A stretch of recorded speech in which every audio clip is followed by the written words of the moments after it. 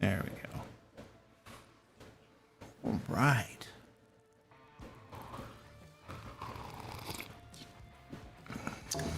Oh. Give myself some space here. All right, let's go. Let's update this.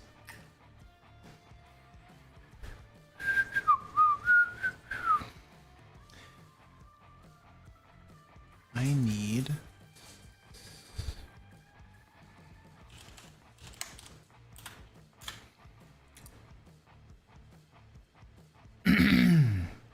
oh, come on. You gotta be kidding me. There it is. There it is.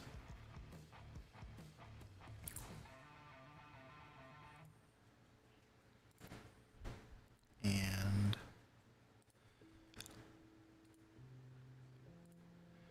I need to spam my Discord. Hello, Israel. How you doing, buddy? I am doing okay. Let's see. Where's this? All right, here we go.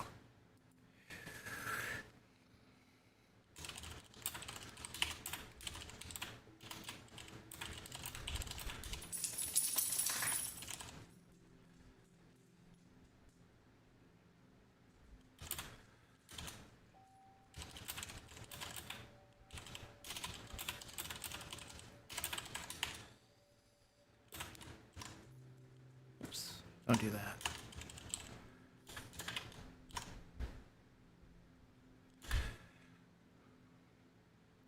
Prakama! Oh my goodness. Oh man, you're gonna make me think about this. Oh dear. Promakas. Hey, what up, dude? How you doing? I'm like, I gotta look at this name, and I gotta try to make sure I get this somewhat correct. I hope I did okay.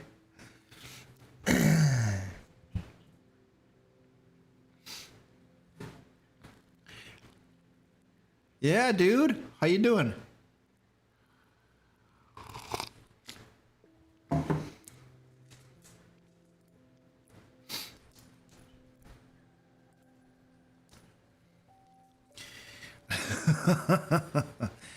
Oh, cool. You finished your first DM session ever? Nice. That's awesome, dude. Oh, so your first time as a dungeon master.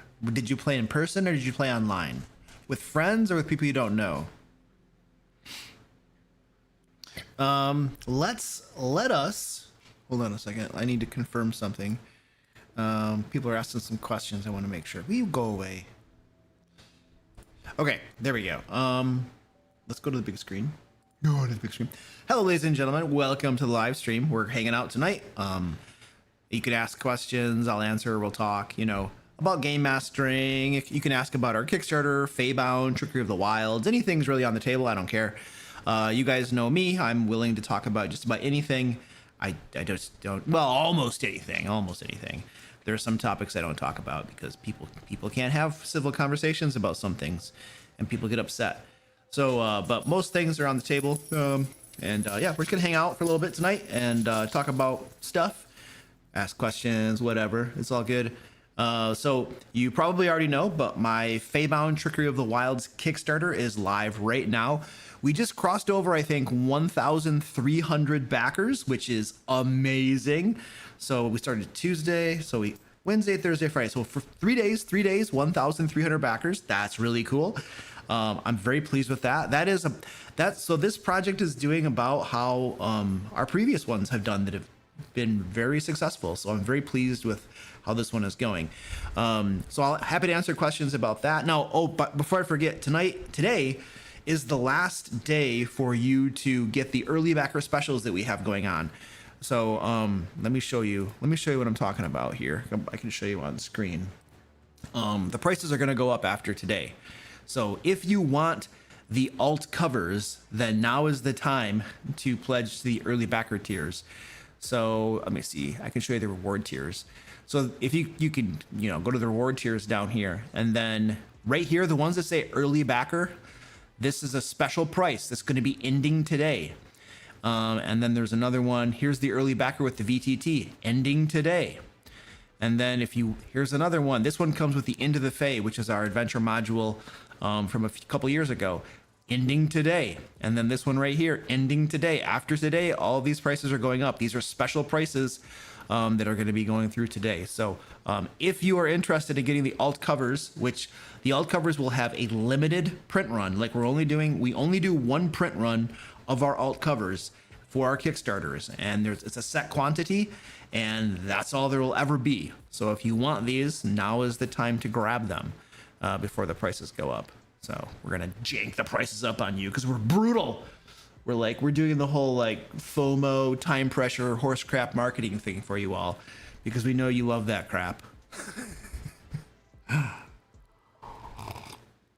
The reason everyone does it is because it works. Otherwise, nobody would do it. So don't blame us. We're just playing the game. We did not invent the game. We just play the game. So let's just see. We got some questions going on here. Josiah says lots of Fae talk the last couple of weeks. Did you collaborate with a few other YouTubers for the theme? No, not at all. I'm just doing this myself. All of my projects, all of my Kickstarters, all the Kickstarters that I do are just me and my team. We're the ones that work on them. We don't collaborate with any other companies or any, I mean, we have we have contractors that do work for us, and there are companies that we work with, like fulfillment companies and things like that. And then we have freelancers and contractors that do work for us, but we don't do what I think you would consider to be like a typical collaboration. You know what I mean?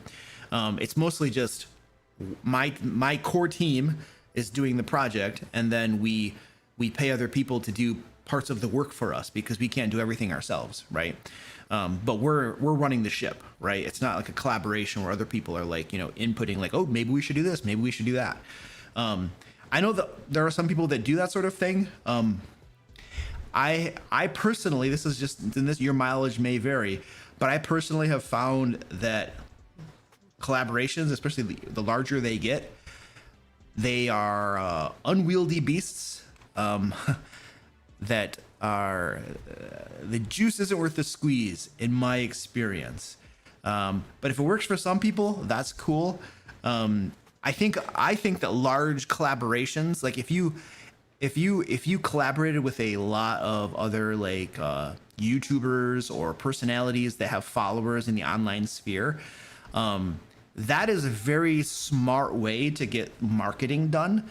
Because if you, like, for instance, if you pulled together, let's pretend that you pulled together like a team of like 15 different YouTubers and you had them all collaborate on a product, you're getting a lot of really good marketing because each and every single one of those YouTubers is going to talk about the product on their channel, right? They're going to all talk about it, and that's going to drive their fans to go get the thing, so that's really a smart thing to do. If you have a big collaboration like that, it takes a lot of effort to put that collaboration together, but the payoff is that you don't have to pay for paid ads, which most folks who are doing Kickstarters are paying for paid ads, so there's a different way to go about it by just getting YouTubers together so that they can do the promoting for you through their their YouTube channels and their fan bases and stuff like that, so I know there are people who do that sort of thing, and it probably works for them, but yeah, ours is just ours, just us by ourselves. And also when you have the interesting thing too, if you have a whole bunch of like YouTubers, for instance, getting together, doing a big, huge project, what's the revenue split look like? That's an interesting question. What does that look like? Because even if the project does like, I don't know, let's say that after expenses, the project pulls in $200,000, which would be a really good project. That's like $1 million project. After expenses, it pulls in a couple $100,000. That's a really good project. So if you got 15 people working on it, well, let's just do some math. Let's just do some simple math. Let's go over here and do some math. If you got 15 people working on it, calculator. So if you have a project and you pull in $200,000, this is after This is after all expenses. Okay, this is a good project. This project did very, very well to have this after all expenses, right? And then you split that among 15 people. Each collaborator is getting $13,000.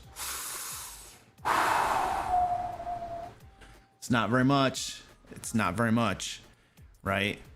It's not very much. Not for the effort you're probably putting into the project. So I don't know, that sort of thing. When you punch the math on some of this stuff, it sounds really cool and awesome, right? But the back end of it, you're kind of like, I did a lot of work and I didn't really feel like I got a compensation for my time, you know, because it took a lot of time and I got like, you know, not a whole lot. So I don't know. Well, Goliath, that 13,000 was after expenses. So, I understand what you're saying. So for instance, this is a very good point. So let's pretend, okay, let's pretend, let's do an imagination game. Let's pretend that I got invited to do a big collaboration, right? And they're like, Luke, we want you to be part of this project, okay?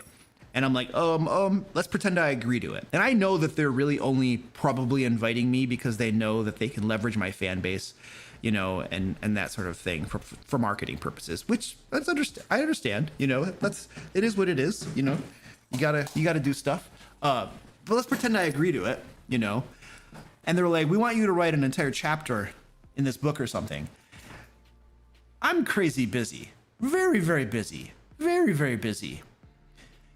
Do you think I'm going to write that chapter myself? I might, but they're almost assuredly that chapter is going to get ghost written. And I'm probably going to pay a freelancer, or I'll have Zach write it, or somebody's probably going to write it for me. I'll review it. I might give some creative input. I might review it. I might even read it. Who knows? But I could just pay somebody else to do it so I don't have to spend my time, and then you just slap my name on it. You know, as far as the project's concerned, it doesn't make a difference, you know.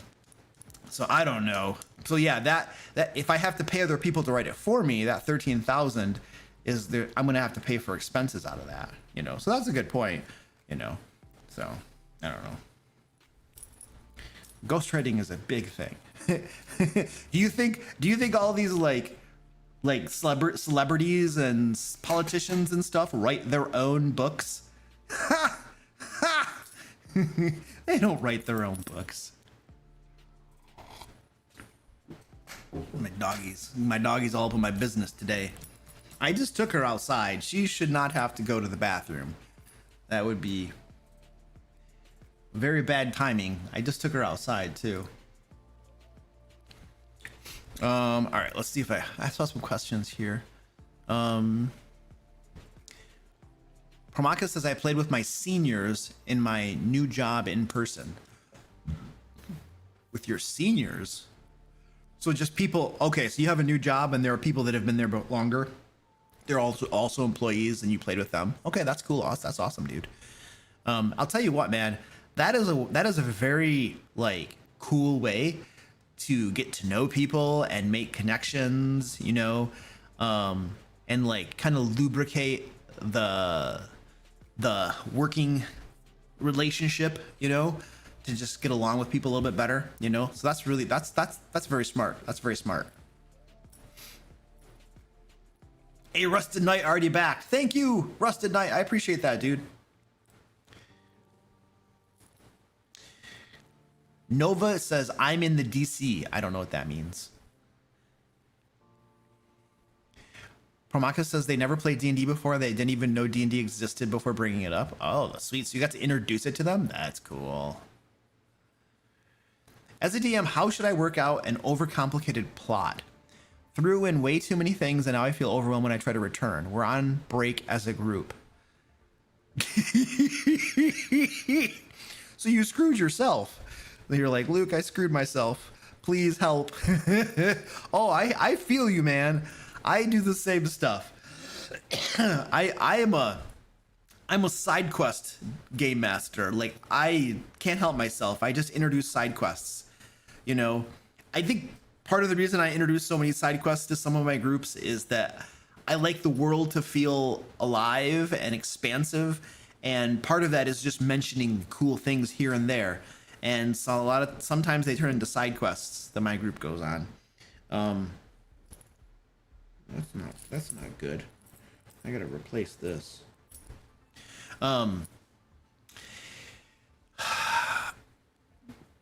What I would do is I would list out all of the different. So it sounds like you have a plot and maybe subplots and stuff like that. What I would do is I would list them all out in a list, like a bullet list or something, and then I would prioritize them. What are the most important parts of this plot or subplots, right? What are the most important parts? Because here's the thing. You as the game master, you're going to spend a bunch of time prepping for when your group comes back together, but your group, they're not. Your players are probably going to show up having not done anything. Like you'll be lucky if they know how to run their characters when you get back from this break your guys are taking as a group, and they're going to probably remember almost nothing about the plot itself. And so part of your job as game master when you come back together is going to be to easing them back into the campaign, into the game. And what you'll want to do is focus on the elements of the plot that are most important, and only worry about those and mention those and bring those into the focus during your first game session. Maybe it's one thing, maybe it's one thing and one sub thing, you know what I mean? And then in future game sessions, you can bring up the other subtleties of the plot, you know, to the players as well. But just focus on one or two things as you guys get rolling again. And don't worry about the other stuff. The stuff that's less important, just don't worry about it. And you know what? Some of those things may get forgotten about forever and you never come back around to them. And that's okay. I wouldn't worry about it.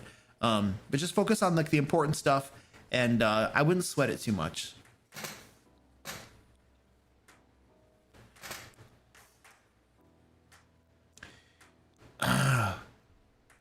Freight Train says, so are the early backer benefits really done because of how important the first 48 hours are for Kickstarters? Yes, 100%. 100%. That's absolutely why you do it. You offer first day rewards, or you offer rewards for backing within the first few days, et cetera, et cetera, et cetera. You offer, like, a lot of people will offer like free dice or a free mini or something if you back within the first 24 hours or something. Like, you see this on lots of projects. Lots of projects will do this. And the reason is not because they're like, we want to reward the people who back us first, you know, because they're special and they believed in us, you know, when we were just starting. Whatever horse crappery they tell you is just that. They're just saying something. The real reason they offer those things is because, yes, you within the first 2 days, you make about half of what your project is going to bring in. Like, so like at the end of day 2, if you made $100,000, your project will make about $200,000. That's the way it works.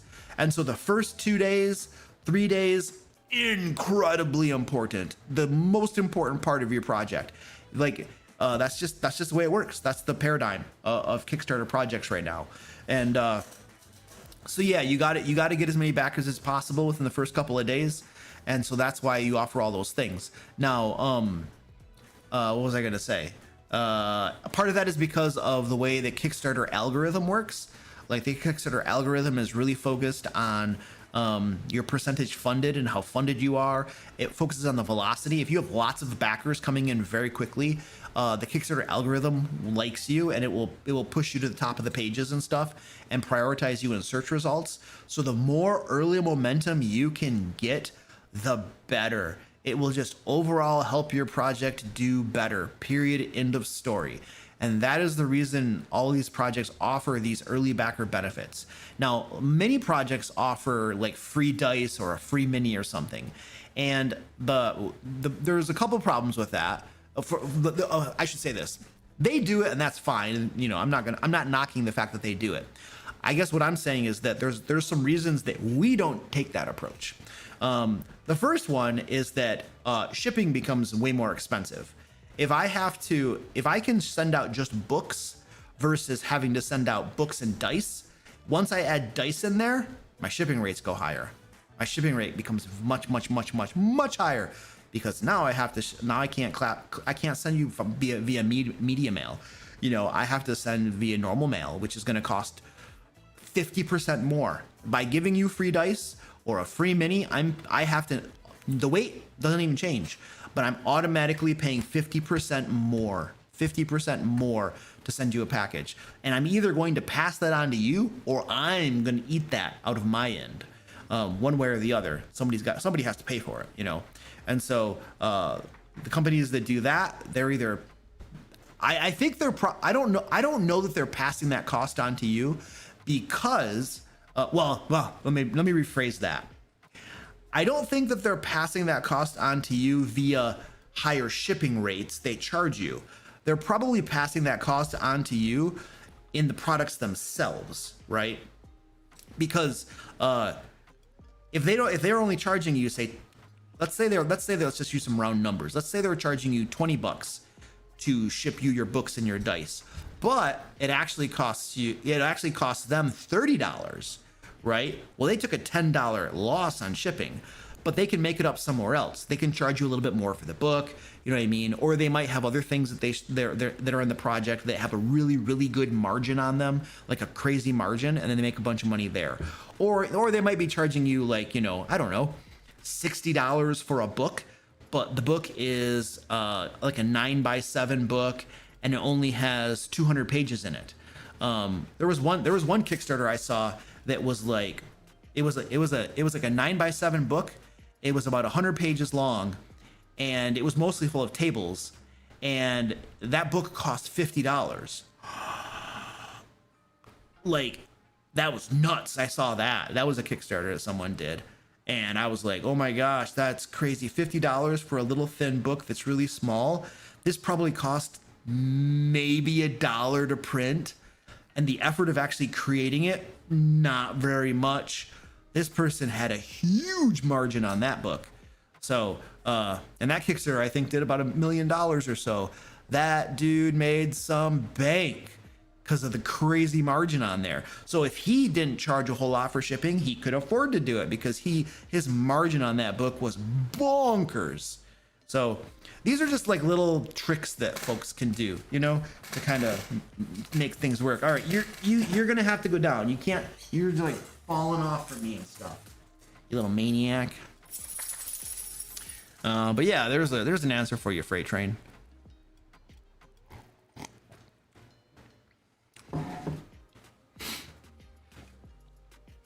Josiah says, good thing I already pledged. Yeah, I mean, you can still pledge today. Today is the last day for the early backer stuff, so you can still get it today. Freight Train says, I love the Kickstarter video and stuff in general. Those are great insights. Yeah, that video bombed though.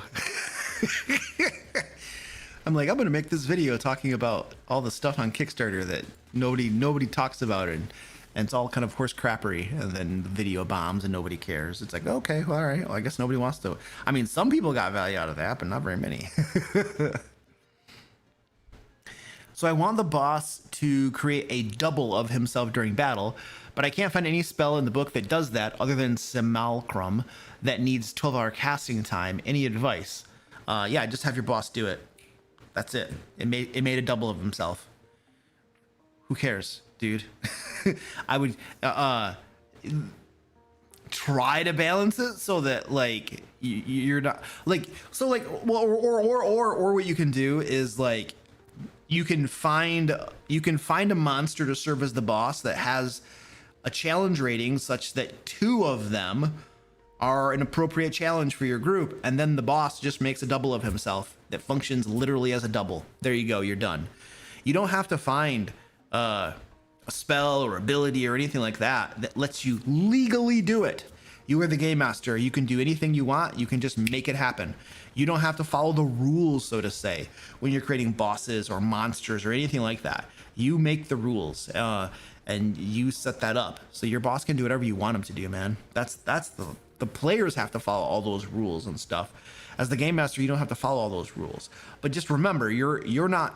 Your goal isn't to run. I mean, this is assuming that you're creating an adventure that, you know, is meant to possibly be challenging, but that isn't like impossible or meant to just like TPK them in like under a round where you just laugh like a maniac, you know, because you're all powerful and they're pathetic little worms. Like, we're assuming that's not your goal, right? But if your goal is to create a challenging boss encounter that they're going to have fun at and that they have a pretty good chance of overcoming and winning, if that's what you're going for, then do whatever the heck you want, dude. It's all about where your heart is. It's about what your goal is and what your objective is. You know what I mean? Because it's no challenge just to kill all the characters. It's not a challenge for a game master, right? The challenge for the game master is to create a really fun boss fight that's both challenging and yet the players have a chance, you know, of winning.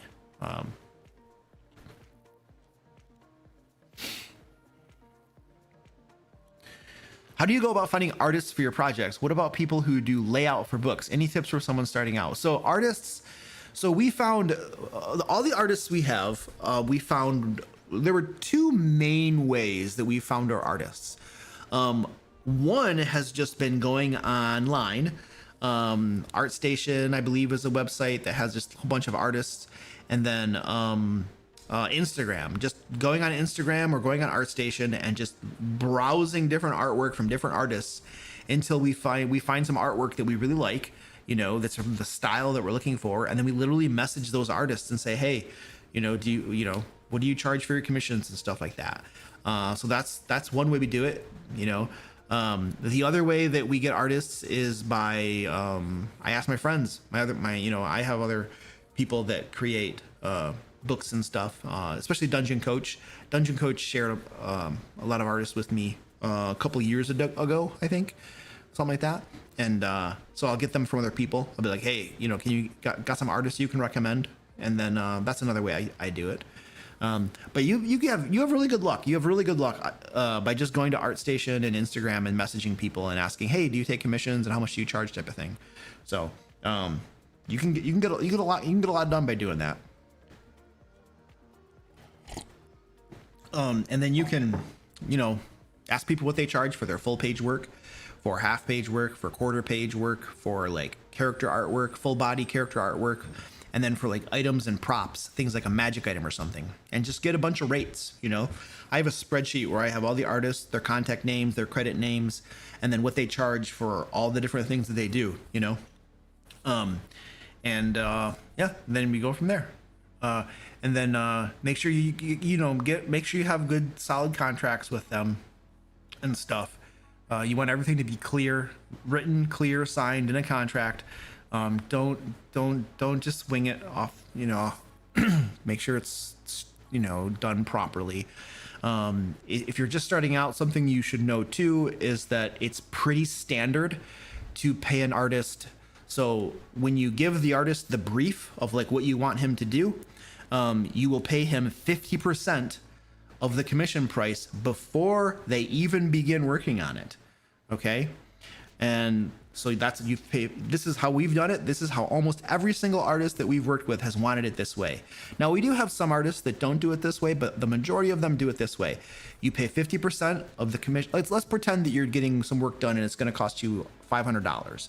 So before they begin, after I give the artist the brief, they'll send me an invoice. I have them invoice me. They invoice me, and then I pay the invoice for $250. And then they do the drafts, they do the sketches, we approve, we review, they send me the finals.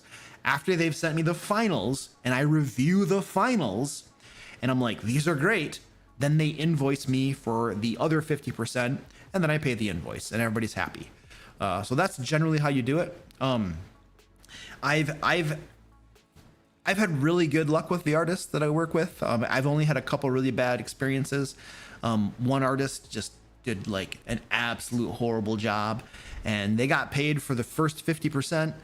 And then I think I kept asking for revisions and stuff because it was horrible. And I think they just stopped responding to me. So I didn't get anything out of it. I got nothing that I could use and they got 50%. But yeah, sometimes that's going to happen. You just have to live with that. It's going to happen eventually at sometimes. And then I think there was also one, sometimes you end up paying people to just go away too, you know, like sometimes I think once I I paid the second part of the payment to an artist, even though it was trash, just so that they would leave me alone, because I didn't want my reputation as, to suffer because I didn't pay somebody, so, but it's going to happen. It's only happened a couple times for me, and I had one time where an artist was just like, whoo, a little bonkers. Working with that person was very challenging, and eventually it was just totally cut off and we were done. So you're gonna run it. I mean, but this is true. This isn't specific to artists, right? This is anybody. It could be a writer. It could be a layout person. It could be anybody. This stuff's gonna happen. Which is why contract work for this sort of thing is the way to go. You know what I mean? Especially, yeah, that's what you would be doing. And then layout people. Good luck, buddy. Finding people that can do layout is very challenging.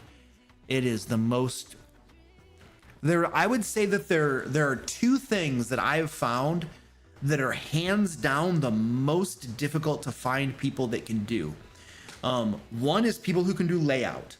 Somebody who can lay out a book. Are you gonna come up here? Or are you gonna paw at me? What are we doing today? All right. People that can do the interior layout and design of a book. Very, very challenging to find. Very challenging to find. And to be quite frank, there are lots of TTRPG books that I look at, and the interior layout and design leaves a lot to be desired. And I totally get it. They probably have somebody in-house doing it that isn't like, it's not like their skill set exactly, but they probably just can't find someone to do it. It can get really rough. And then the other thing that's really hard to find people to do is graphic design specifically for Kickstarter pages. There are so few people that can actually do good graphic design specifically for your Kickstarter page. Like if you look at our Kickstarter page, right? This is what I mean by graphic design.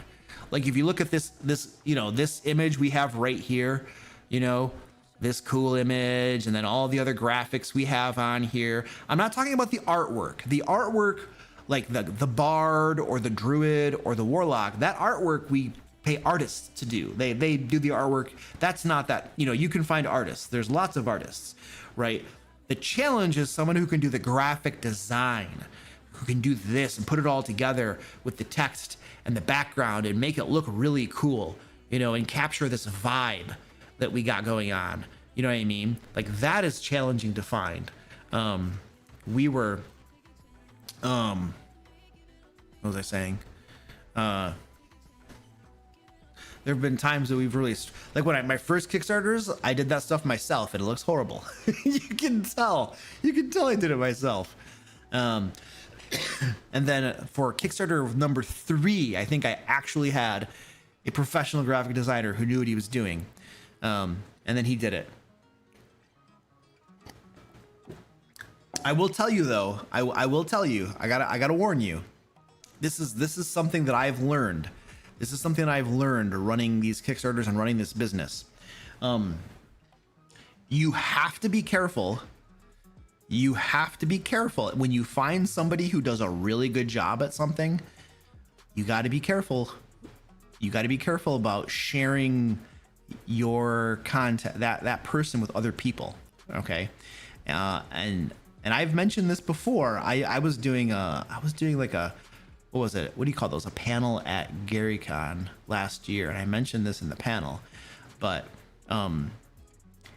let's pretend that you have a graphic designer who does your graphic design stuff for you, right? And he does a killer job. And then your friend also does, like, Kickstarters and stuff. And he asks you, he's like, "Hey, Luke, who's your graphic designer? And you're a nice guy, you want to help him out so that he can do a good job on his Kickstarter too. And the graphic designer probably wants some more work, so it's all good. And you share the contact. Well, the next thing you know, the graphic designer is too busy to help you out because he's doing tons of work for the other guy. And then you lose your graphic designer, and now you don't have a graphic designer. This could happen for your layout too, right? You might share your layout person, which is really hard to find. And then all of a sudden they're too busy. They're too busy, you know, to do work for you. So like you have to, it may make you feel uncomfortable, but sometimes you have to protect yourself. Because if there are some things where it's not that hard to find people to do it, and then sharing your list of artists, you know, that's not that big of a deal, because like, you know, there are lots of artists and stuff, you know. I'd probably still only share it with people that I know, you know, that I have like a connection to or whatever. But there are some things, especially if you keep them busy, you know, especially if they're busy doing your work, you know, you got to be careful who you share some of your contacts with. Because if somebody essentially steals them away, de facto steals them away from you, you could be left screwed, hard screwed, you know. And I've learned that the hard way. We had a mad scramble to find people that could do some work for us, because that happened to us. And so now I have to, even though it goes against the vein of who I am, you know, because I like to help people, I like to be nice to people. But I have to also be shrewd at times. Otherwise, I can really hurt myself by just being too nice, if that makes sense. Let's see. I'm looking for more questions here. Israel says, when you make adventures that are compatible with 5th edition and Pathfinder 2, do you create 2 separate documents, or do you end up making one with annotations so that it is functional for each occasion? Well, it depends on how close the 2 systems or versions are. In the case of 5th edition and Pathfinder 2, you're making completely different documents. They're completely different. There's a lot of stuff that's going to be the same, like read aloud text, and stuff that's in the different areas can be the same, but there's so many differences between 5th edition D&D and Pathfinder 2 that you have to have completely separate ones. You cannot just annotate one with changes. Now, in the case of something like D&D 5th edition 2014 and 2024, they're distinct. They are distinct. You cannot just use something that was created for 2014 in 2024 and it work properly. You can't. It just doesn't work that way. Especially if you're dealing with adventures and monsters. They must be distinct from each other. But because 5th edition 2014 and 2024 are very similar, and a lot of the base mechanics are the same for the most part, you can get away with doing sidebar annotations. For instance, this is what we did with Feybound. We originally designed Feybound to be compatible with D&D 2014.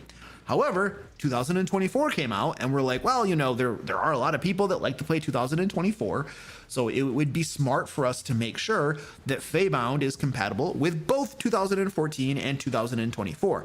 But because those 2 versions, those 2 editions are so similar, distinct, but similar, we can do like a sidebar annotation that tells people, hey, if you're playing 2024, these are the changes you would make. And that is the route we did with Feybound. So you're going to find all throughout Feybound what you'll find. And there's a sample chapter that you can download to see how we did this too. Like if you go to our Kickstarter page, and then there's right here, free sample chapter.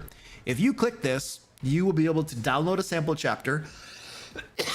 It's actually several. It's not just one chapter. It's 40 pages long. It's a good amount of content. And you'll be able to see exactly how we did this. It's the most eloquent, succinct, unobtrusive way that we could figure to do this. But it allows you to use Feybound for both 2014 and 2024. With minimal effort.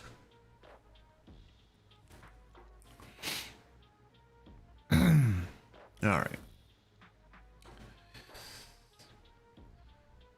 IBD King says, random thought as a DM, would you ban the Sentinel feat if you were planning an aerial melee battle over 2,000 feet off the ground? No, I would give my enemies Sentinel. Let them see how it feels. That's what I would do. And remember, yeah, 100%. I'd give my enemy a sentinel. There you go. Every single enemy, they're on hippogriffs, right? Or the enemies are on wyverns or something, and they have pole arms, okay? And they're fighting with spears or lances or something, and they all have sentinel. Every single one of them. And guess what? The first PC, the first character who triggers that and has their mount's speed reduced to 0 plummets out of the sky. That's how I would do that. And the players would probably be like, what? What? Yeah, you see? This is a stupid mechanic, isn't it? It's a stupid mechanic. Well, it's only stupid if you get to use it. Yeah, but how do I think I feel? And then you're probably going to end up having a discussion about, you know, what would actually be fair. Because it's all cool when they can do it against you, but once you start doing it against them, that's when they're just like, wait a second. Okay, let's talk about something more reasonable. Aha! Now you admit that it's not reasonable. Ah, okay. And that's that. So like whenever you have a character that can do something that you feel is overpowered or unreasonable, one of the best ways to bring up that discussion, to negotiate a compromise or a nerf, if you will, is to just use it against them, right? Like if they're counterspelling everything that you do, counterspell everything they do. And then the wizard and the sorcerer are like, hey, we can't play the game. I know. How do you think I feel?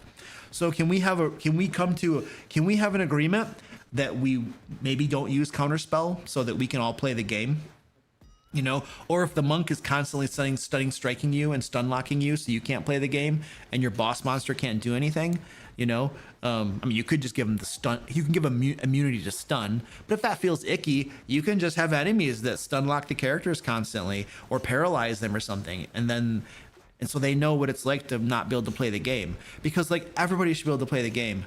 You know, the game master, the players, everybody. And some of the mechanics in the game are very, very nasty.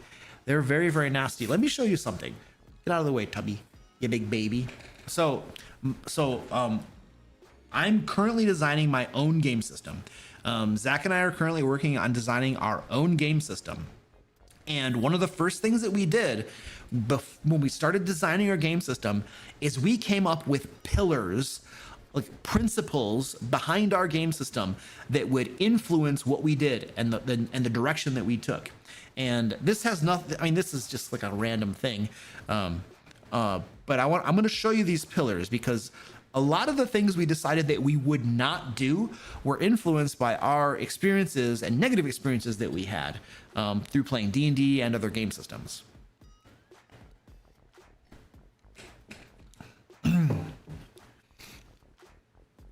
So I'll get back. I'm going to take a tangent. I'll get back to your questions in the chat in a second, but I want to just show you this. Cat, you're going to get kicked off my desk if you keep biting my watch. It's just going, no. You got to stay out of the way. He just doesn't want to cooperate, man. He's just like, I want to be up in your business.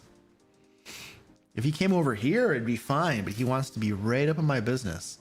All right, I'm finding our new game system. We don't have a name for it yet. We really got to get a name for our game system. The problem is you can't come up with a working name. The moment you designate a working name, that becomes what everybody knows it as. So it's like you can't even do that. Prime directives. Okay, I came up with prime directives for our game system. And I just want to show you our prime directives. This is related to the conversation about Sentinel and stuff. All right. Let's see. Let's go to the right screen. Okay, so prime directives. And this is totally from Star Trek, by the way. These are the pillars of our game design philosophy. Everything we do should be in alignment with these concepts. All right. Number 1. Game mechanics do not take people out of the game. Avoid mechanics that de facto take players or the game master out of the game. Stunned, hold person, counterspell. All right. Rules perfect. We need a new term for that. I think the idea behind that is, I don't want to delve into that. I'll do the easy ones. Maximum player choice. Players should have maximum customizability and flexibility with PC creation. We are not creating a class-based system. We're creating a skill-based system, which means that you can choose to do whatever you want within like the confines of like, you know, there are basically points that you get that you can purchase skills with for all intents and purposes. So you don't just get unlimited power, but you have great flexibility. Game Master ease of life. Game requires minimal prep. Encounters should be intuitive to build. Stop biting the watch. Counters should be intuitive to build. I'm gonna fight with my cat all night.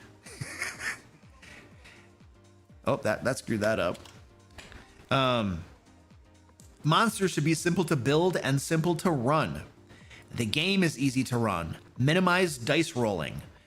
People like rolling dice, and there needs to be dice rolling, but sometimes you get too crazy with dice rolling. It's just rolling dice and rolling dice and more dice, and things just get bonkers because dice rolling can slow the game down.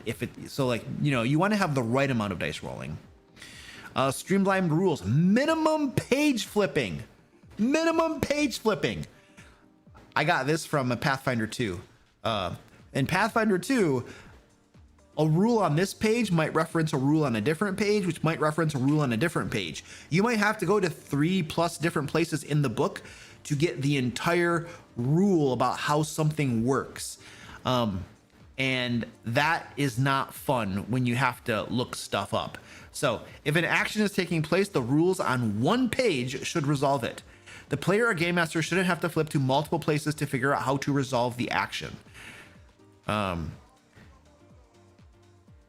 Conditions should be one sentence, streamlined. Part of this is making things concise and streamlined. Fast-paced combat. The rules should support this. Minimal interruptions. Now, a part of fast-paced combat is reliant upon the group and the players making up their minds and what they're going to do. But in so much as the rules can support it, they should support fast-paced combat. Minimal interruptions during a player's turn, such as reactions. I hate reactions. They interrupt people's turns, and they make the game and combat slow down immensely. So no reactions. This is one of the things I love about Shadow Dark. Very, very fast-paced combat because you don't have all these interruptions. Minimum bookkeeping. We are not keeping track of spell slots, per day abilities, other finicky bits. Minimum bookkeeping. No dice re-rolling. I hate dice re-rolling. I hate that crap. No inspiration, no luck points, none of this horse crappery, because it eliminates the story told by the dice, and also it slows the game down. So we don't have dice rolling. No passive mechanics or skills. If a player doesn't declare they are using a skill, they are not using the skill. And then we have some other stuff. But these were like our prime directives, things that we're kind of like using to guide us as we design the game. But at the very top, the reason this came up is at the very top, we hate game mechanics that take people out of the game. And so we do not want those. Don't save. I probably screwed something up.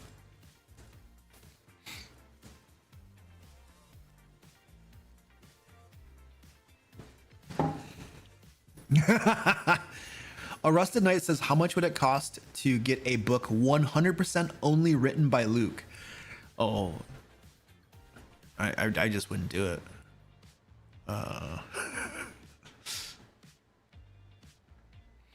I've had, so like at the high end, this is interesting. So like what's really interesting is when you pay freelancers and contractors and artists and stuff, there's a range. There's a big range of what people charge. It's vast. It's insane.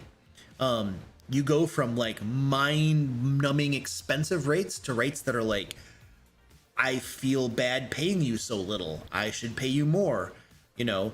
But we had a writer once who wanted a crazy amount per word, and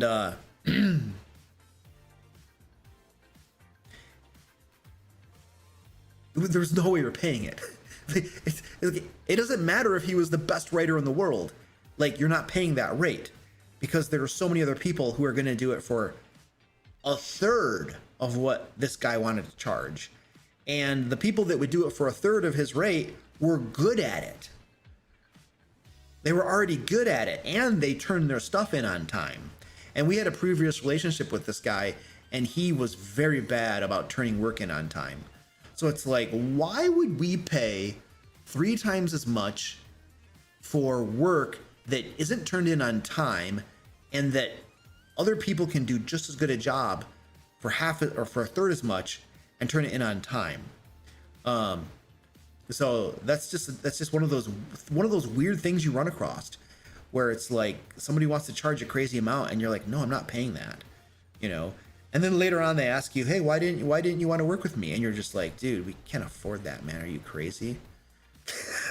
It's like, of course we're gonna say no. Now somebody might pay you that, and that's good for you, but we're not doing it. There is no way. But you run into weird things like that, you know.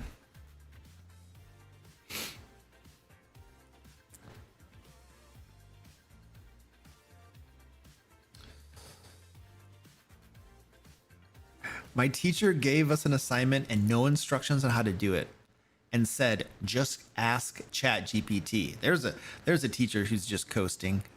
they're like, yeah, I've got tenure. I'm going to retire in 7 years. I don't care what you do, man.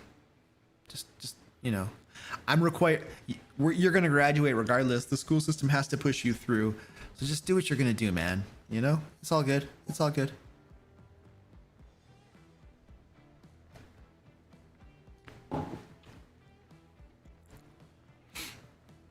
Which one is it? So Mark says Vagabond's Guide to Dalriada, which never delivered after 3 years. That sounds familiar. What is that? It's Kickstarter. That sounds super familiar. Hold on a second. Let me find that. I think that's related to another Kickstarter that I pledged to that I don't think I'm ever going to see. Vagabonds. What is it called? Vagabond's Guide to Dalriada. Yeah. Oh yeah. You're never gonna see that book, dude. You're never gonna see this. No way, man. Danny Gable, what's up, dude? How you doing, buddy? Yeah, you're never gonna see this. You're never gonna see this. You're never gonna see anything by this content creator, this publisher or whatever. I don't know what happened. I didn't notice this. Look at this. This is a new thing. I have never seen a notice like this before. Kickstarter has restricted this creator. Kickstarter's trust and safety team has investigated user reports associated with this project and or its creator. We have reached out to the creator multiple times requesting project updates and communication with Kicker backers. As the creator has not responded or provided updates in over 90 days, we have restricted the creator's account from launching future projects on Kickstarter. Thanks to everyone who sent in reports. I got to tell you, it's a little too late. There was another project this person did that was like, people have been reporting that for a couple years at least. A couple years people were complaining about it, and only now am I seeing that they've done something about it. But I gotta tell you though, Kickstarter is getting a whole lot better at doing what they do. I actually have somebody at Kickstarter now that I can actually talk with and contact. I can email them. I can have meetings with them. They're getting a whole lot better. So this actually, the fact that they're taking some measures against people who make projects and then screw over all of their backers, it's good, and it also makes sense because I've noticed that Kickstarter is getting a whole lot better at doing what they should be doing, you know. But yeah, you're never gonna see this ever. The one that I backed, the one that this person, yeah, you're never gonna see anything about from this. And the crazy thing is, if you go to the comments section, on these projects, All you're going to see is just people complaining, saying, you know, no update, you owe us an update, you know, we want a refund. Like, that's all you're gonna have. That's all you're gonna have on these things. Just constant. And I don't know what happened. I really don't know what happened. Something happened that caused nothing to happen. But what is this? 3 days ago.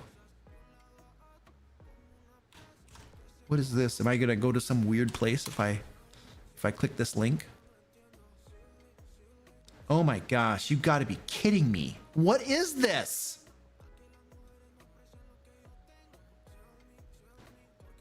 See, this boggles my mind. This boggles my mind. How is this even possible? How can they have a project that has been approved that is launching soon? It boggles my mind because they haven't fulfilled this project. My good gravy. They haven't fulfilled that one? What is going on? Where's the one? There was another one that, there was one that I backed. There's one that I backed that I didn't get fulfilled. Hold on a second. Let me find the projects that I've backed. These are all my backed projects. Let me see. Where are the ones?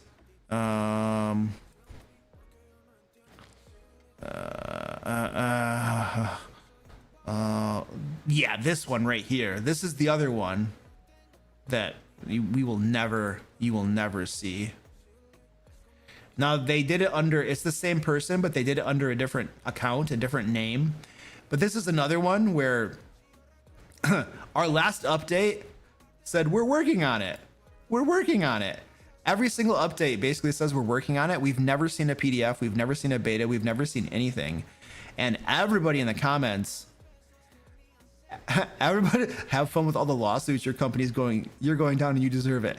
Yeah, it's crazy. And then somehow, whoops, this isn't the right thing. Somehow they're launching soon here. This is bonkers. How in the world are they launching soon? They have projects that they've never fulfilled. I should report this. Oh my gosh, this is crazy. They're literally gonna take more people's work. They haven't, there's a backlog of Kickstarters that have had no progress made on them. There's no alpha, there's no nothing. Backers have gotten nothing, and it's been years. And here, this project has been approved. The only way that you can see this page that it's launching soon is that it's been approved. And I don't know how in the world this even happens. Okay? And there are people following it. This is 1,649 people that if they back this, they will not get. They will not get it. Oh my word. This is crazy.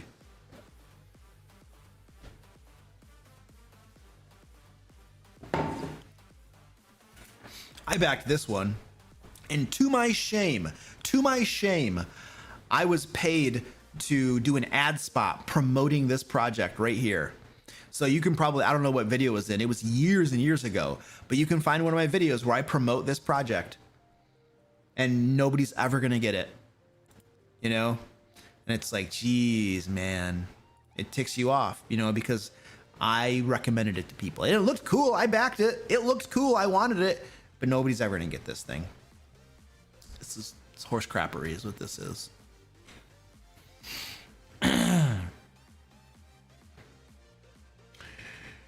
All right, let's see what else we got going on in the chat. I haven't been paying attention to chat. I've just been freaking out. Some artists charge you 50% before beginning the sketches. Most do. All the ones I work with do. Well, I have one artist that doesn't. He charges me 100% after he gives me the final files, which I'm okay with. I'm not gonna screw him over. I would never do that. And he's a really good artist too. He does really good work. So there's no way I'm like, I want this guy to do art for me forever. He's getting paid. But But yeah, I have one artist who just charges me the full amount afterwards, but every single other artist charges me 50% up front and then 50% after the final files are delivered. Michael Fox, hello, what's up, dude? How you doing?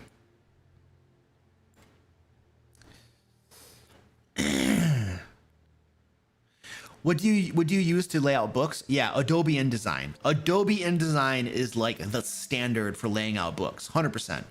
It works. It's very easy to use. It works very well. It gets the job done.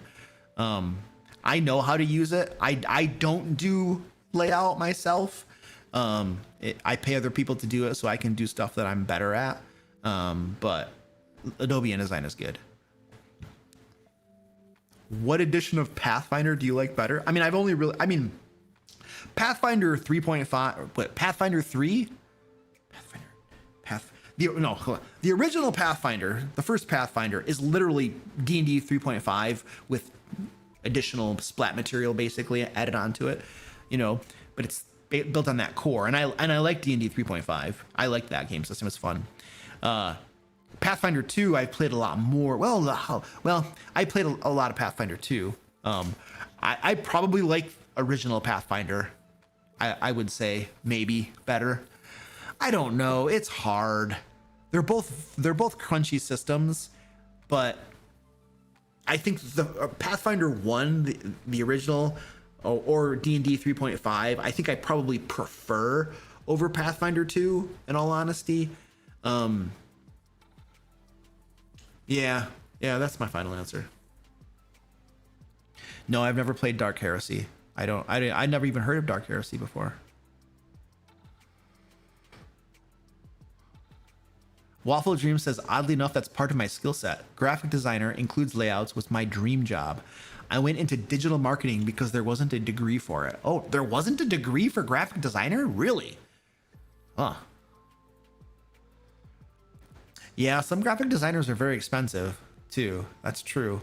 People who lay out books can be very expensive. We once got a quote from somebody who wanted to do layout for our book for Zach. I don't remember how much she wanted to charge, but it was something like $20,000 or something to do layout for a book. And I'm like, what? I'm like, what are you talking about, man? She didn't get the job.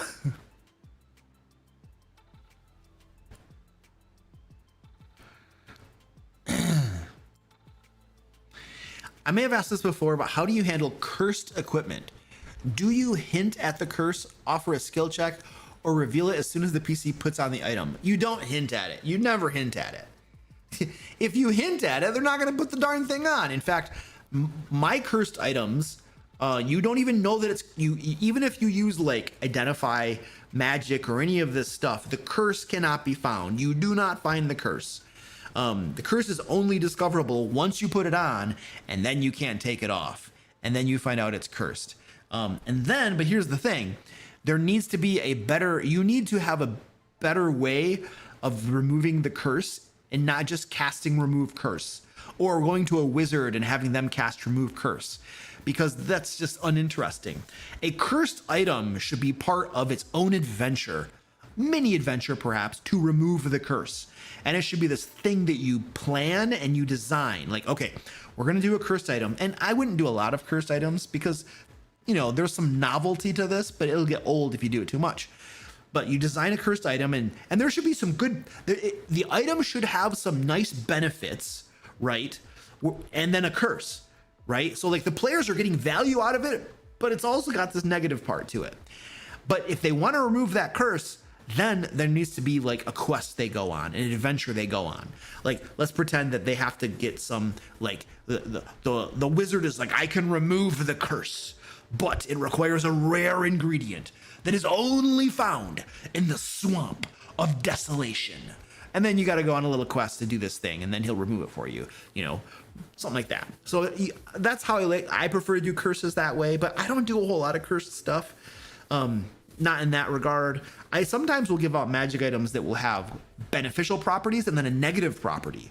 But it's not cursed in so much that you can take it off if you want to, but the beneficial properties are pretty nice. And the curse property is not good, but geez, do I really want to give up these benefits? You know, so you might just wear it because you want the benefits. So that's another way that I'll do it as well. For my Shadow Dark games, that's how I do it. It works. That works pretty well too. Have you ever played any especially cool tavern games that are worth mentioning or playing again? No, I don't really know anything about tavern games. Sorry. I like using Mike Murrow's alternate hardcore rules from 2014 DMG. Oh yeah, I think I've read those. Though I mean, those are in the DMG, right? I don't recall too much about them, but I'm sure I've seen them before.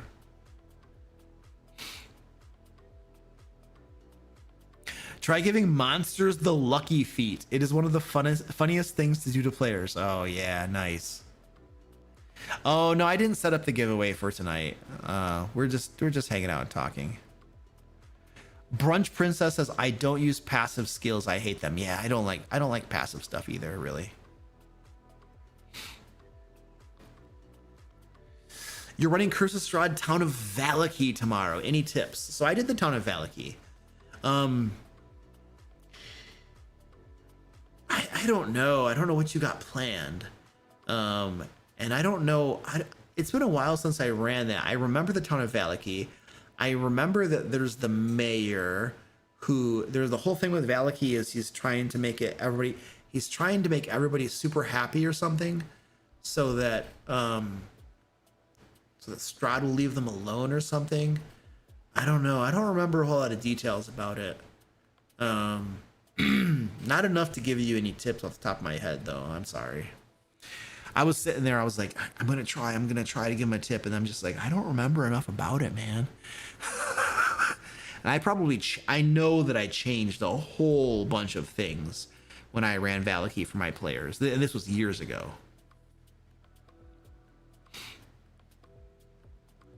Goliath says, I'm so behind in chat. I've got tenure, you've got Chat GPT. We can do this the easy way, or we can be miserable. Tenure is the worst word ever invented, whole cloth since cigarettes. Well, I don't know if tenure's a bad word so much as it's a bad concept. It's a horrible concept because, in my personal opinion, it just leads to mediocrity. You know, it's like the moment that it's almost impossible to fire you, overwhelmingly you get people that just, they don't worry about, they just like, whatever, I can't be fired, I can just kind of slough off and I can't be fired. Yeah, it's when it's really hard to fire employees, or they can't be fired except for like really bad things, you know, like whatever. You find, not everybody does this, but you find that there's a high majority, I would say, that they don't try anymore. They kind of just show up, you know. Yeah, I've never seen that warning label either, Goliath Claire. That was my first time. QBBot was a Kickstarter scam 3D printer that took so long to get refunded. The credit card I used didn't even exist to get the money back. Oh wow. Well, I don't think. Yeah, they're trying to launch a new project. Yeah, okay, so I'm getting caught up in chat where you guys are. Now I was talking about that waste. I was talking about. I'm caught up in chat now where I was talking about this stuff and you guys were responding to it. So this is where I am in chat. So I'm a little bit behind.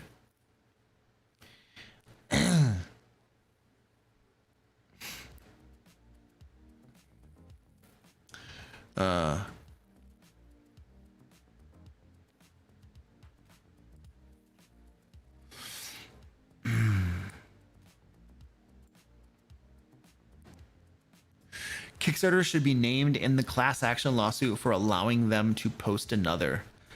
Well,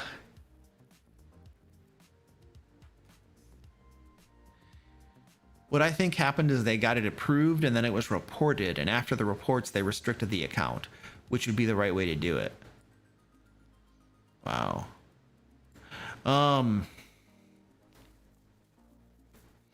Yeah, I don't know what happened there, but it wouldn't surprise me. Good gravy. I just don't get it. Like, it's so it's so obvious what's going on. So, like, I'll tell you, this is what I think's going on. Well, this is one of my theories. Okay, this is Luke's harebrained theory. So they have a handful of Kickstarters that have not been fulfilled, and it's not just Kickstarters. They also run. I've seen them running projects, crowdfunding projects on BackerKit as well. The same creator, and they have several of them that are outstanding. I don't know how many at this point. It's more than 2. Like, the 2 that I looked at are not the only ones that are outstanding.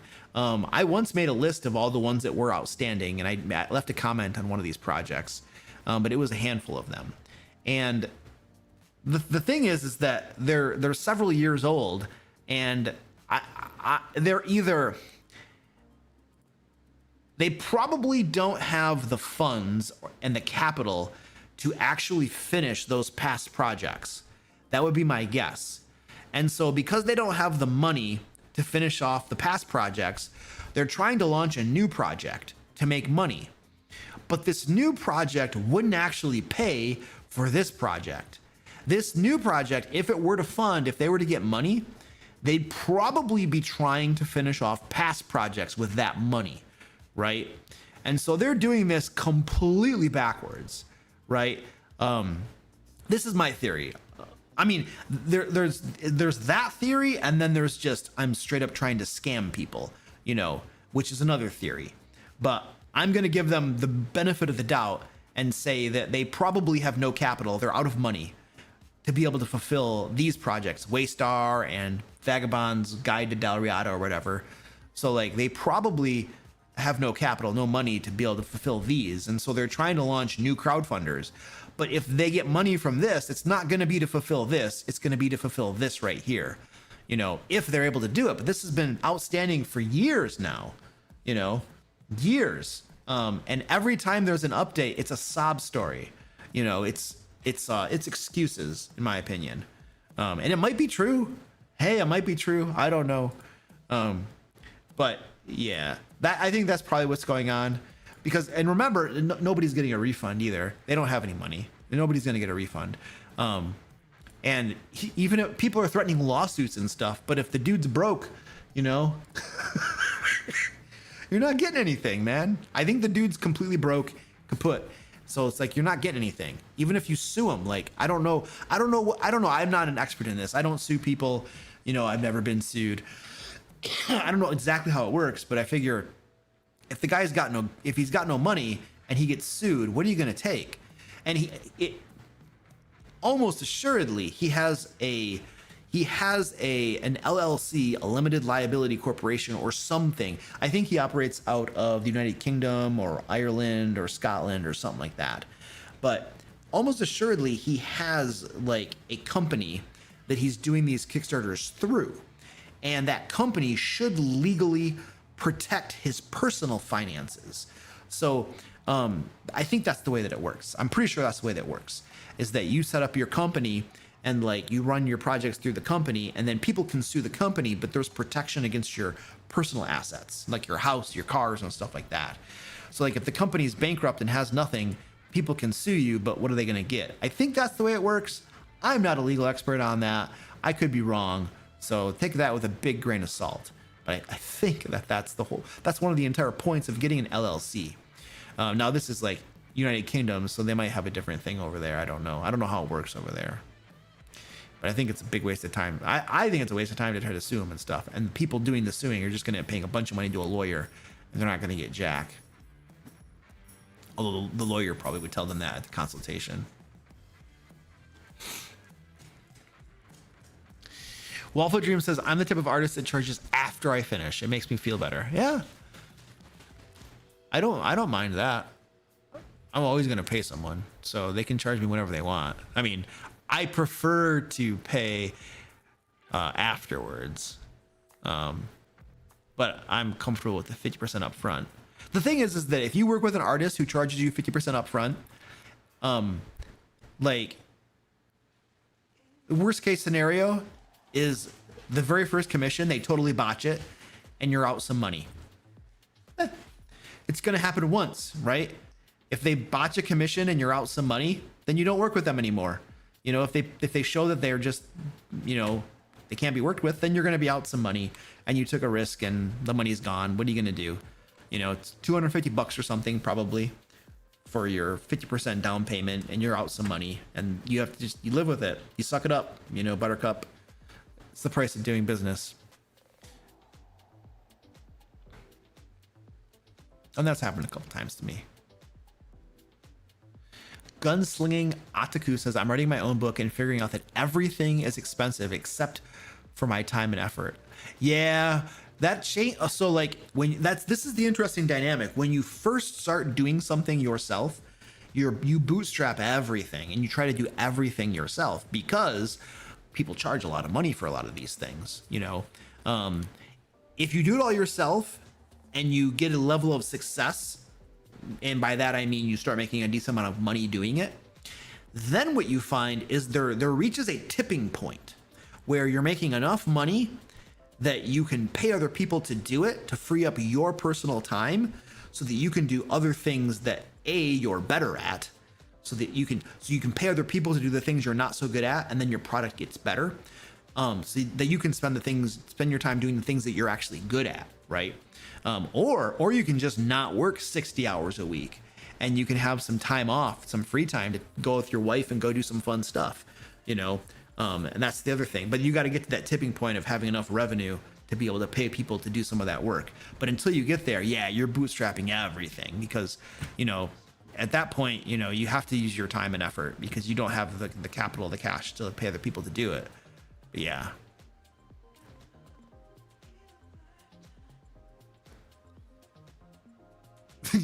Max Blaze says, would you pay Zach the $20,000? I'm trying to get Zach work. Well, Zach is a salaried employee, so I could just ask him to do it, and he kind of has to do it. He's like, Luke, you suck. You're the worst boss ever. I know, I suck.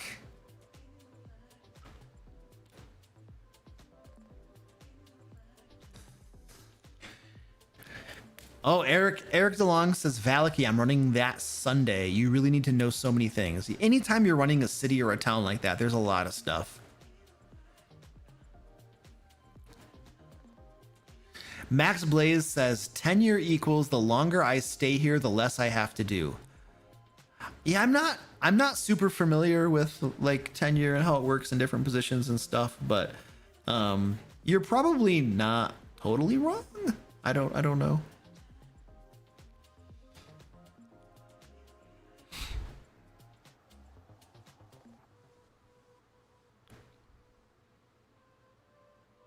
Isn't paper hanging illegal? What is paper hanging? What does that mean? Hold on a second. What does that mean? I want to know what that means. Paper hanging. So ArcXJO says, isn't paper hanging illegal? I don't know what that means.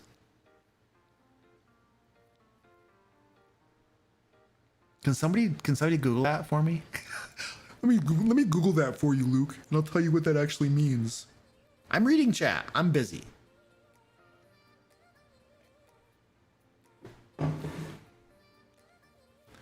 I'm DMing a game tomorrow. Do you have any tips?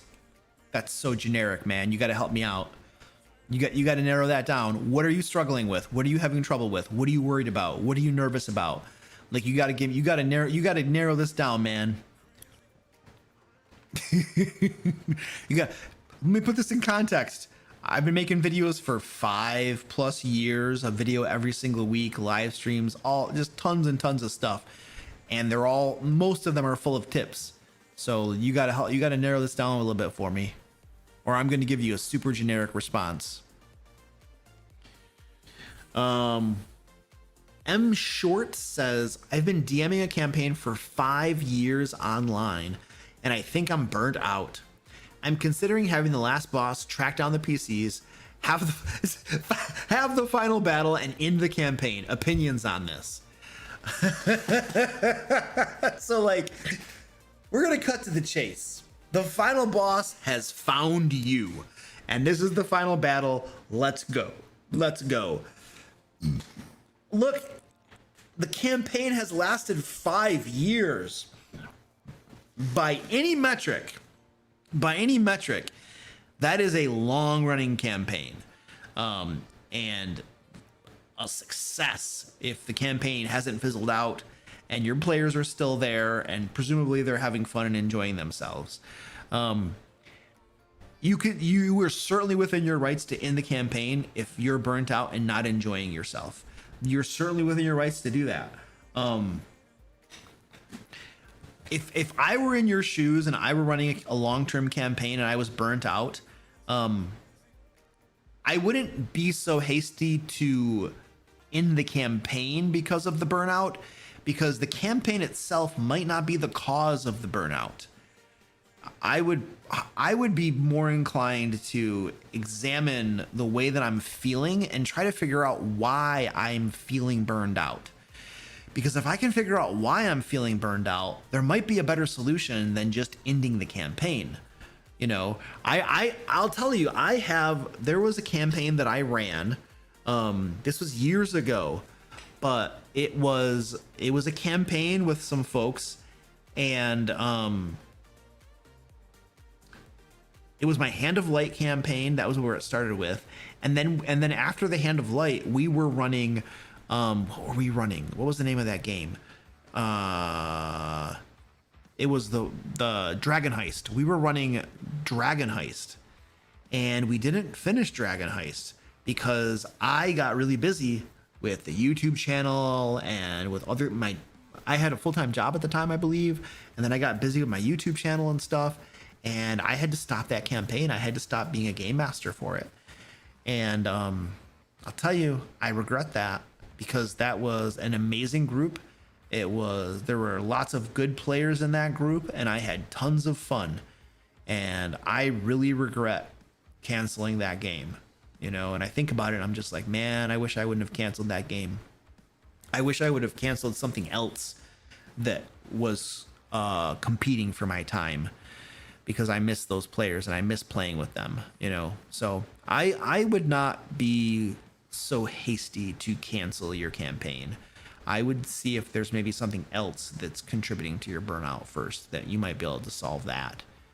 But that's just those are my thoughts.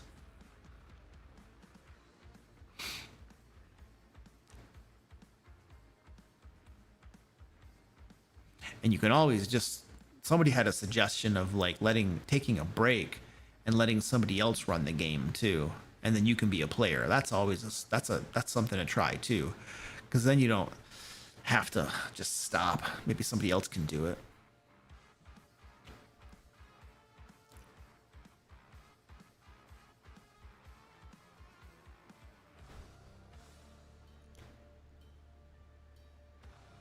Oh yeah, Goliath Cleric is like, Luke pays me a whole lot more than 20k. Yes, the Goliath Cleric gets a serious salary.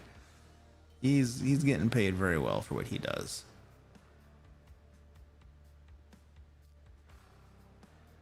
Gunslinging says, with how much editors are, you're totally right. I've legit considered signing up for a community college for a grammar 101 refresher. It would be a fraction of the cost. Yeah.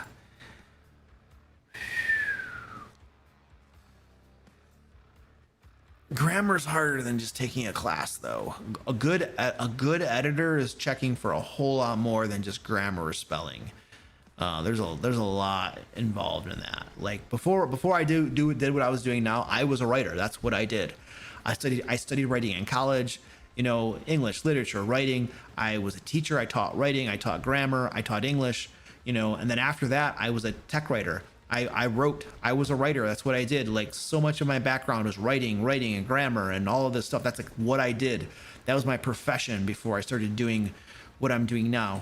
You know, YouTube and publishing books and stuff like that. I was a writer. That's what I did. And I got to tell you, there's a whole lot that goes into being an editor.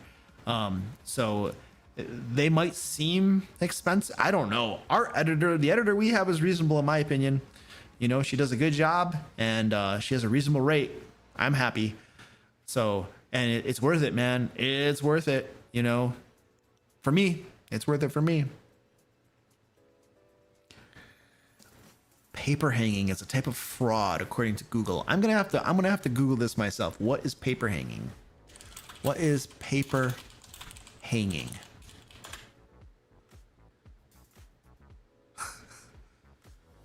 It's an illegal act of check fraud where a person writes checks against insufficient funds.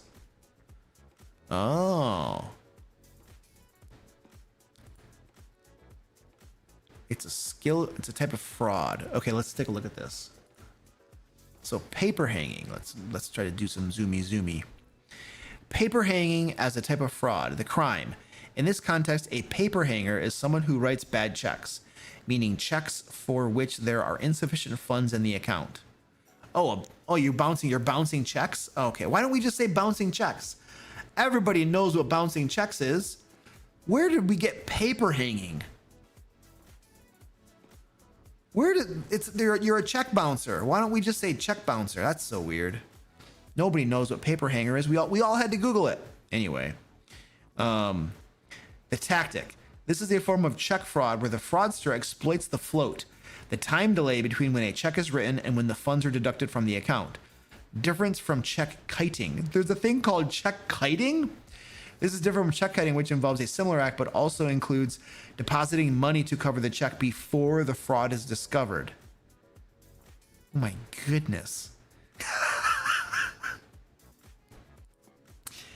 Most people don't even have checks anymore.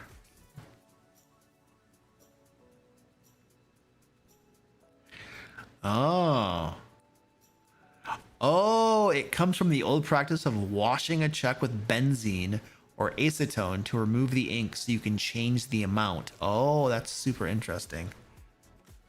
Lionheart has never written a check. I have a checkbook and I write a check, I mean, a couple times a year. They last a long time. A long time. Oh,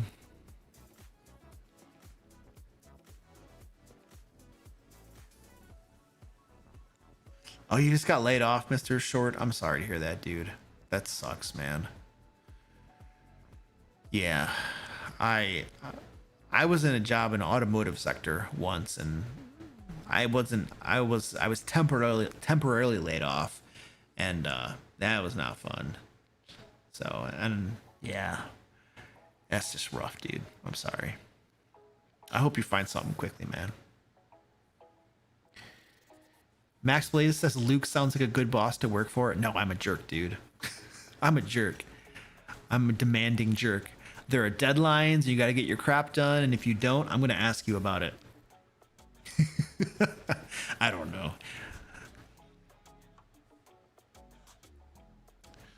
know.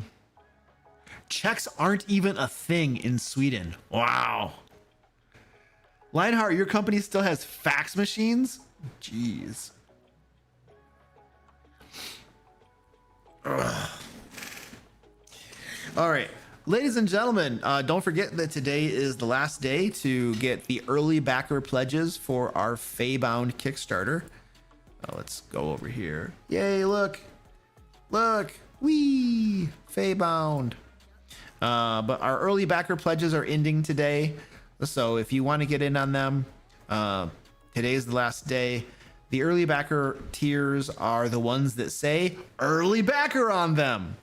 And after today, the price is going to be going up.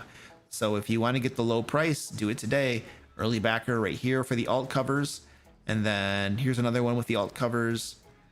Early backer alt covers. This one comes with Into the Fae. This one comes with everything. It's the ultimate collector's edition. The Feybound alt cover, the PDF, the map pack comes with Into the Fae, and it comes with the VTT of your choice, Roll20 or Foundry VTT. So yeah, I like the alt covers. We have the artist who does our alt covers is amazing. He's awesome.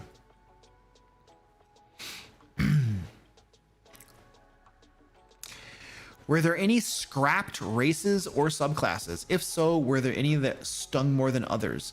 I don't think so. No, we didn't scrap any. No, we just put them all in there. We were like, we want to have a bunch of these and we're going to put them in there. And 10 subclasses felt about right. So yeah. Yeah, is there anything else you want to tell people? Yeah? Okay. Yeah? That sounds rough. Yeah? Yeah, okay. Yeah? You having fun? This is Squirty Pie.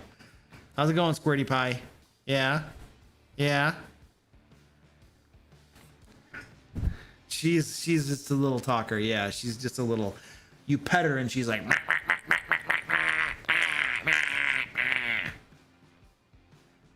But then once you pet her a little bit and she starts purring and gets all happy, she gets a little quieter.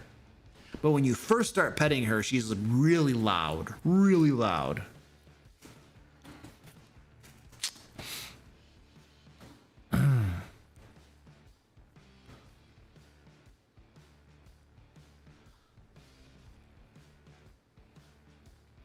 My grandson put a cassette tape, Journey's Greatest Hits, I don't even know who Journey is, into the console of my 1998 Buick.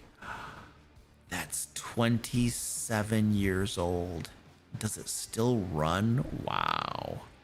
He'll be the only one of his peers to witness the tech in action. The tech. We call it tech. I had so many cassette tapes. I loved Michael Jackson when I was in, this was like middle school for me, I think, were cassette tapes. But Michael Jackson was awesome. I think that's most of the cassette tapes my brother and I bought were Michael Jackson. We loved Michael Jackson songs. That was our thing back then. It was cool.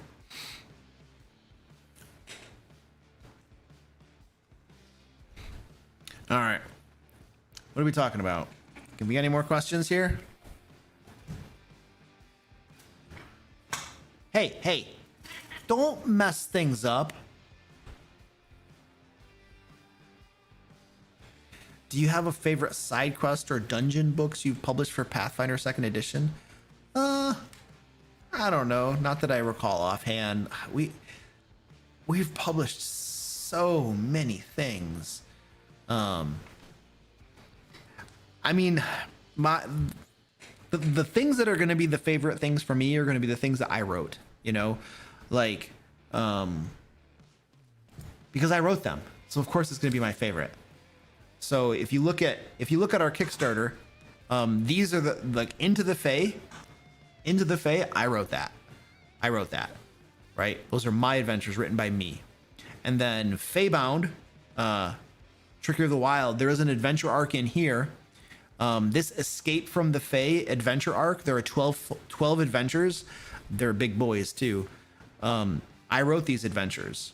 So I wrote the adventures. So like, I'm always gonna like prefer the things that I personally wrote, you know, but these were all written for 5th edition D&D. They don't exist for Pathfinder 2. What are you doing back there? You're just running into stuff.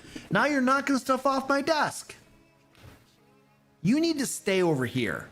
You've been banished to this side of the desk. Jeez. How to keep players pay attention to the game? In my first DM session, my players kept playing their phone. You're not gonna like this answer.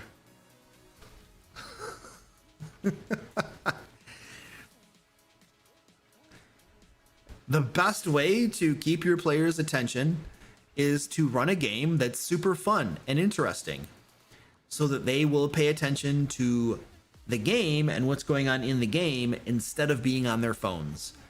That is hands down the very best way to keep your players' attention.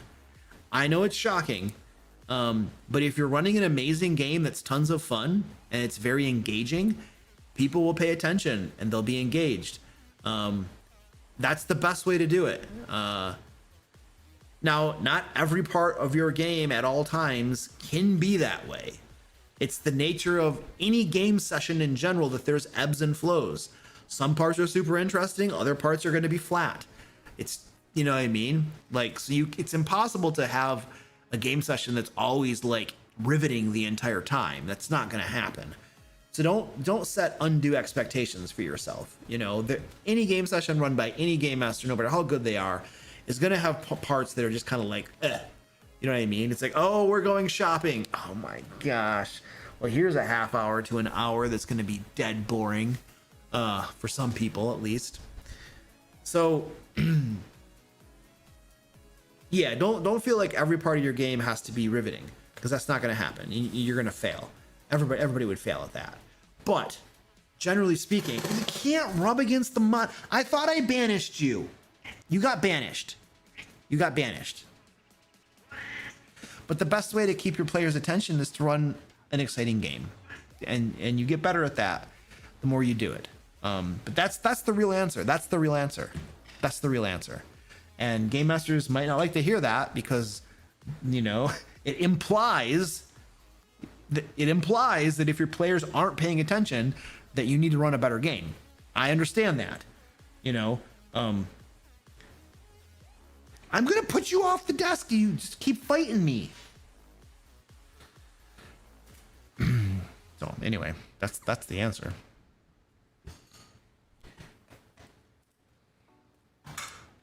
All right, you're done.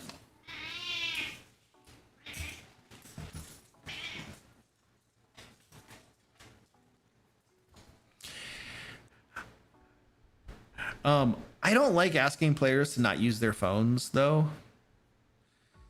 A lot of players use their electronic devices to look up crap about the game, you know, because it's faster to find rules references and stuff on your phone and apps on your phone than it is in the books. So like, I don't want to ask them not to use their phones, you know what I mean? And like, if somebody's on their phone doing something else, like, I should just make the game better for them, you know? I don't know, but I don't like asking players not to use their phones. If I do notice a player is always on their phone doing something completely unrelated to the game, I might ask them. I might just be like, hey Michael, is everything okay? I notice you're on your phone a lot.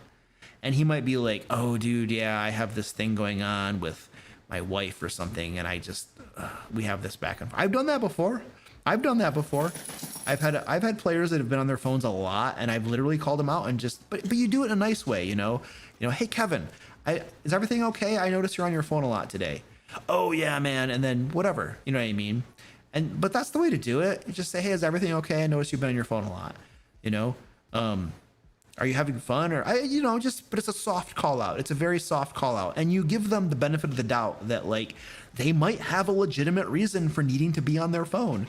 Like I know one time I asked one of my players, and he literally, his wife and him were having a discussion about something or other, and like he had to attend to it, you know, like he couldn't just not respond to her, you know?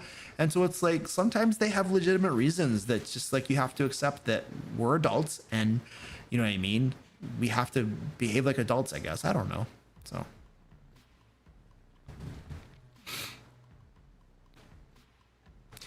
If somebody's having a cell phone conversation, I'm going to ask them to step out of the room while they have their phone call.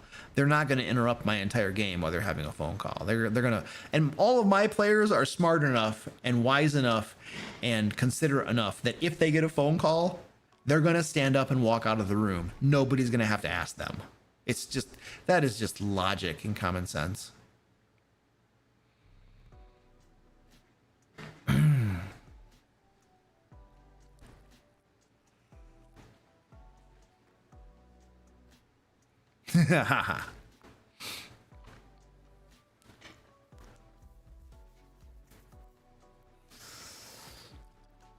Danny Gable loves proofreading. Oh, that's cool. I like reading. You guys want to know the author I'm reading right now that Let me see if I can find his site right here. Okay.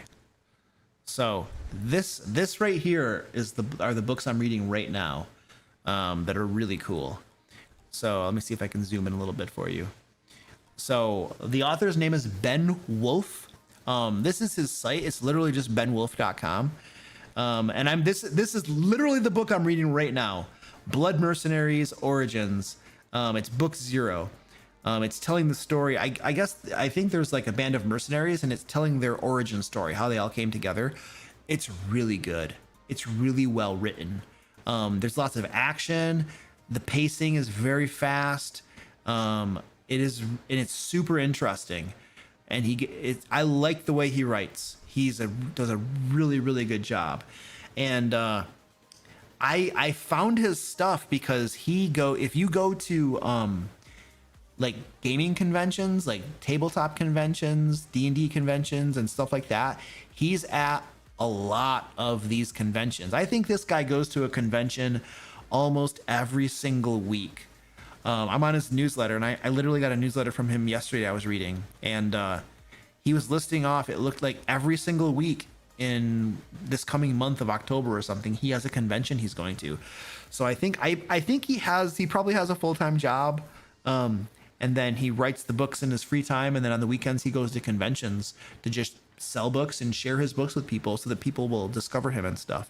And that's how I found his books. I was literally at GaryCon last year, or this year, whatever. This year's GaryCon that's already passed, and I was just wandering around, and I found him in a booth, and I looked at his books, and I talked to him a little bit, and I was like, all right, I'm gonna get some of your books. So I got 3 or 4 of his books, and I've already read one of them. It was really good. It was a sci-fi book. It was really good. And then now I'm working on these ones right here. And yeah, that's really cool. And he does Brazilian Jiu-Jitsu, which is really cool. I used to do that. Tons of fun. I think he's a purple belt. Which is really good. That means you're really good.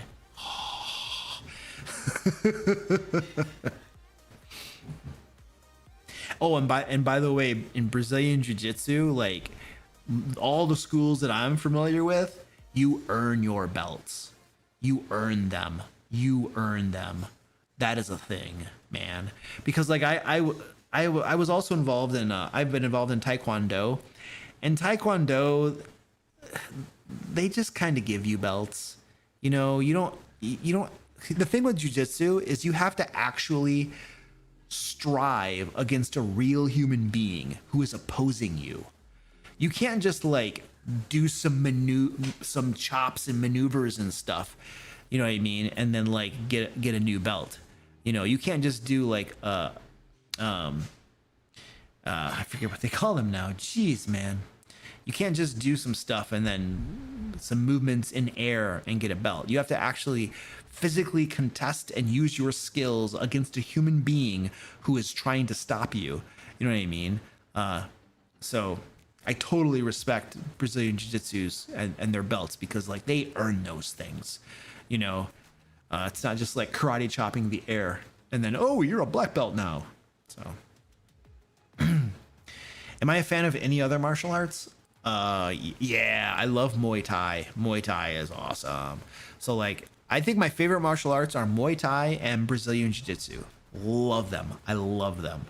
Tons of fun. Really cool. Yeah. Some of the other ones are just kind of like, they're fake. Like, it's like, so Muay Thai is real. They actually fight people. They fight each other, right? And Brazilian Jiu-Jitsu, you're actually fighting another human being, right? So they're real. They're real. But so many other martial arts are fake. They're like, you don't actually fight against real people, not in a real way. So I don't know. So I think the martial arts that are more sport, that bleed over a little bit more into sport, I think are more interesting to me, and they're more real because you're actually using them against a real person, and you're not just punching and kicking the air, if that makes sense. Yeah. So those are the martial arts I think I like the most. Yeah. Oh yeah. MMA. Absolutely. MMA. I love MMA. I love UFC. I love that crap. One of the things I love doing is the movie theaters. Occasionally, well, no, every month, the movie theater will have an MMA fight on, a UFC fight at the movie theater, and it's always on a Saturday night. And whenever I have a game, every other Saturday night, but when I don't have a game, I really like to go to those UFC fights in the theaters with my wife. I'll take my wife there. We'll eat popcorn and we'll watch the UFC fight on the big theater screen. It's awesome. I love that crap. The fight starts like at 10 p.m. and I usually fall asleep, but it's still fun. What the parts that I'm awake. So it's cool.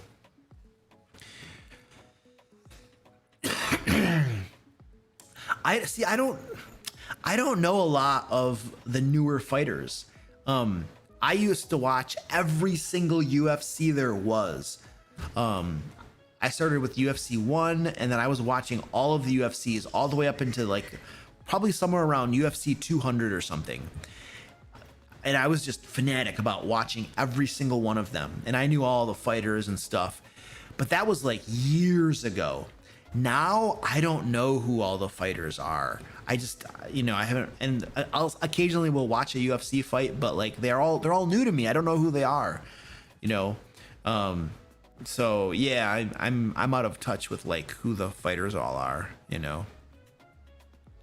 But I love watching UFC fights. I could just watch those all day long. They're really cool. Yeah. All right, ladies and gentlemen, I think we're done. I'm gonna take off. Don't forget to go check out, if you haven't already pledged to our Feybound Kickstarter. Today's the last day for the early backer tiers. So go check this out. Pledge if you haven't.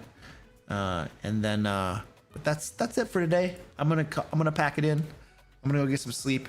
I got a bunch of work to do tomorrow. I've been working all day today. I got some work to do tomorrow, so I'm gonna go pack it in. So I'm gonna find my buttons to push, and we're gonna be done. I can't find the right screen. How to stop? How do I stop my live stream? There we go. All right. Whee. All right. Have a good one, guys. Bye.